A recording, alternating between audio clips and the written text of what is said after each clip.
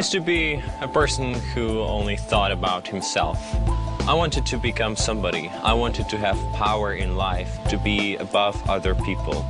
And that was my goal when I was a teenager.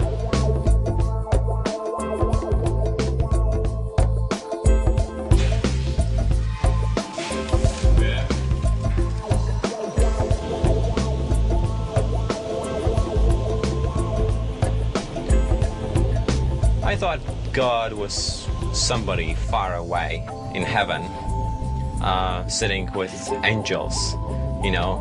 Of course, he has some power, but he didn't use his power at all, at least not in my life and not in the life of my family. My family was not a happy one. I wasn't very happy as a kid. So God was just some anonymous person. I was going to church and I stopped when I was around 12 or 13 because it was so boring to go there. I didn't feel the very good atmosphere of the church when I was a teenager, so I stopped. But I didn't stop to pray to God. I prayed every evening. I prayed to God. Once my dad read a short article about English course with Americans in a church in Katowice, and I decided, yeah, I like languages. I was 16 at that time.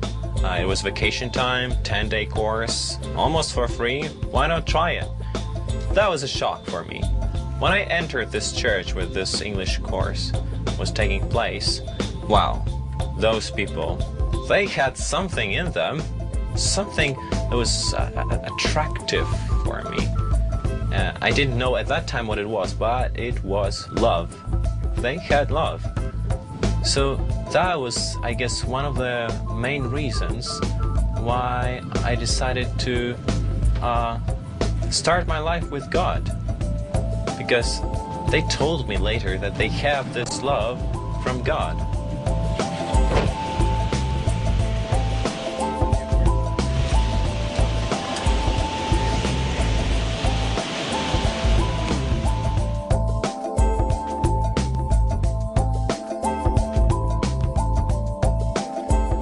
And those Christians told me that God gives real meaning and sense to my life, and I don't have to be on my own, you know. And after the English course ended, I tried to be a Christian. I tried to have a relationship with God, but it lasted only 30 days because I was on my own. And after a year, I refreshed my contact with those Christians. I made friends with the youth group there, and that was the time when my real adventure with God started.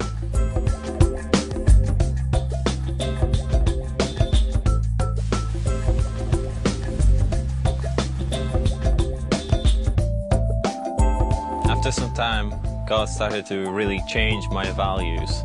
I am educated, but that's not very important for me.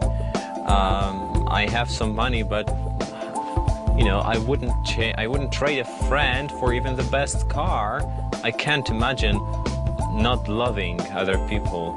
I can't imagine not being loved by God.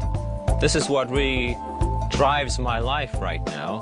When I wake up and I know that He loves me and I can share His love with others and give them something and make them smile and make them feel loved by God.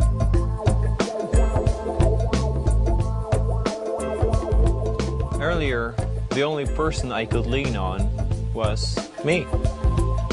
And when my father died 4 years ago, I could no longer lean on myself. I turned to God and He came to me and He touched my heart. Jesus at that time was so close. I could feel His presence, His love, His touch on me. He started to give me security in that difficult moment. Of course, I did feel a lot of pain, but I knew that He was right beside me to support me and to show that I am important for Him and that I'm not alone and that He will never leave me alone. I know that I'm secure with God, that He uses me. He wants me in ministry, and by doing that, He gives me purpose of life. This purpose is no longer money or power or education, but just being in the church and being used by Him. Right now I see many people who want to know God, but they don't know how to live. And I try to have a relationship with them. I try to make friends with them and just be there for them. And through that I can give something to them, I can love them and see them grow. And that's very important for me, that God is using me, you know?